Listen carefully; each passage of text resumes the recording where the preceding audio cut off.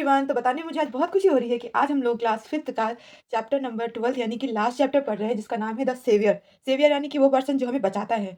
हमें किसी भी कंडीशन में, किसी भी वर्स्ट कंडीशन में हमें जो सेव रखता है, उसे हम कहते हैं सेवियर, यानी कि हमारा रक्षक। Okay, so before I going to start the chapter, let me clear one thing. This is your last chapter, यानी कि आपका आखिरी चैप्टर है क्लास 5th के इंग्लिश का, और टोटल 12 चैप्टर ही हैं इसमें। तो इसके बाद से यहाँ का ये जो चैप्टर डिस्क्रिप्शन है खत्म होता है। इसके बाद हम लोग तैयारी करेंगे बोर्ड एग्जामिनेशन की, क्या पैटर्न होगा, कैसा क्वेश्चन पेपर्स आते हैं। मैं आपको कुछ सैंपल पेपर्स भी दिखा दूंगी। उसके बिहाफ पे आपको काफ़ी ज़्यादा ईजी होगा ये समझना और कि आपको क्या पढ़ना चाहिए और क्या चीज़ें छोड़नी चाहिए। Okay, so I am going to read the chapter and give you the whole story.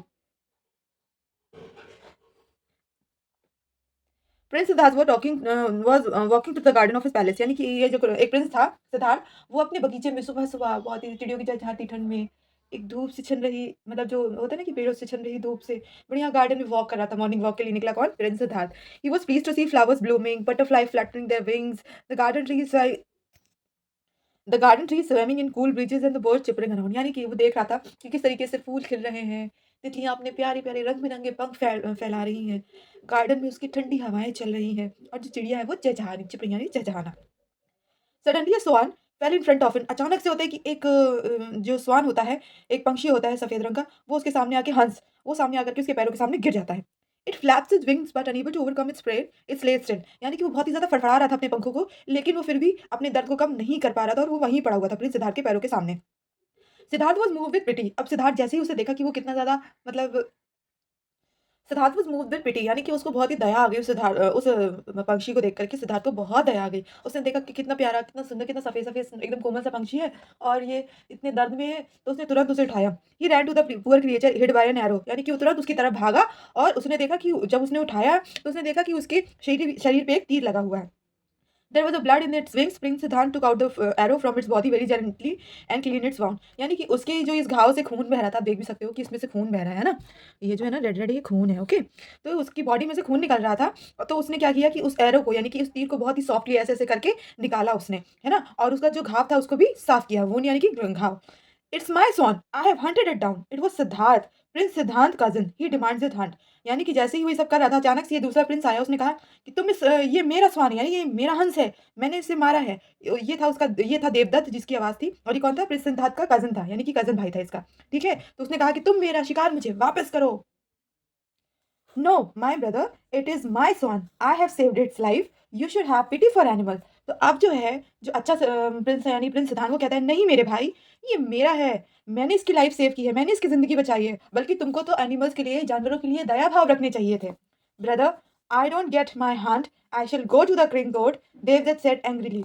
अब वो गुस्से में आ जाता है देवदत्त, और कहता है, अगर मेरे भाई तूने मेरा शिकार मुझे वापस नहीं किया, मैं जा रहा हूँ राजा की कोर्ट में, राजा की जेल, मतलब राजा की कोर्ट में जाऊँगा, और वहाँ पे तेरी शिकायत लगाऊँगा कि मेरा मारा हुआ जो हंस था, वो सिद्धार्थ ने रख लिया और मुझे नहीं दे रहा है, ठीक है? I will not give it to you, you may do as you please, said Siddhartha. He took care of the swan, it's wound start healing.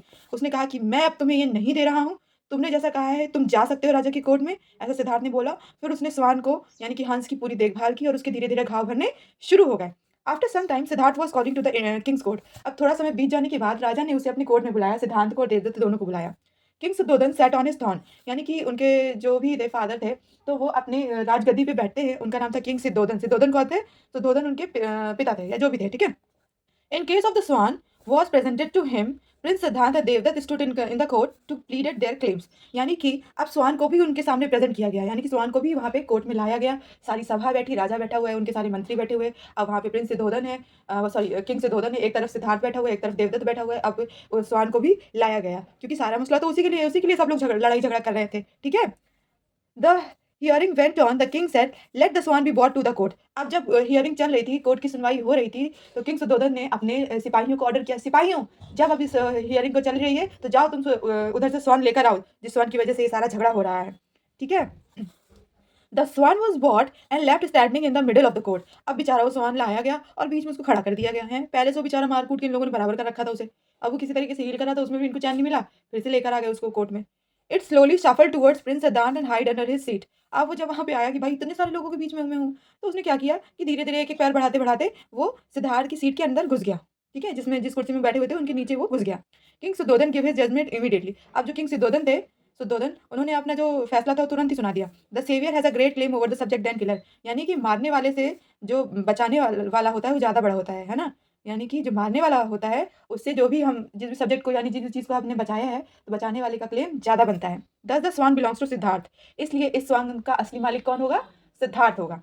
It is also proven by the swan willing acceptance of the care provided by Siddhartha. इसका और भी reason था कि स्वान को सिद्धार्थ को दिया गया क्योंकि जो स्वान था, उसने जो सिद्धार्थ ने जो उसकी केयर की थी, उसको उसने दिल से एक्सेप्ट किया था। यानी कि वो दिल से प्रिंस सिद्धार्थ को मानता था कि हाँ, ये बहुत अच्छा, बहुत नेक बंदा है, इसने मेरी इतनी केयर करी, इतना मुझे प्यार दिया। तो वो बेचारा उसको बहुत ही ज़्यादा प्यार करता था स्वान सिद्धार्थ को। Devadatta must show mercy to animal. अब किंग ने कहा कि देवदत्त, तुम दुष्ट हो, तुम्हें थोड़ी-सी दया भाव दिखाना चाहिए एनिमल्स के लिए और तुम एनिमल्स को मारते जा रहे हो, है ना? तुम्हें थोड़ी-सी दया रखनी चाहिए, तुम थोड़ी-सी पिटी फ़ील करना चाहिए एनिमल्स के लिए। All present in the court praise the judgment. अब वहाँ पे जितने भी लोग कोर्ट में प्रेज़ेंट थे ना, सब ने किंग के जजमेंट की, किंग के फैसले की तारीफ़ की। ओके? अब आ जाता है हर स्टोरीज़ की तरह हमारी moral of the stories, that is kindness is the foundation of all relation, pride the parents of all since. यानी कि जो हमारी दया भाव होती है, वो हर धर्म की बेस होती है, हर धर्म की फाउंडेशन होती है, ठीक है?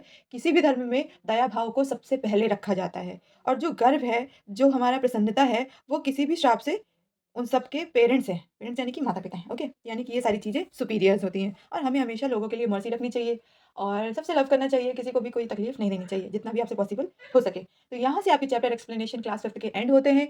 आपने जो भी आपके जो भी कमेंट्स हैं रिगार्डिंग दीज़ वीडियोज़ और जिस भी तरीके की आप नेक्स्ट वीडियोज़ चाहते हैं, please let me know in comment section so that I can make more such videos, okay? So this is the end for this story summary and next we will move for the question exams. So till then, bye-bye.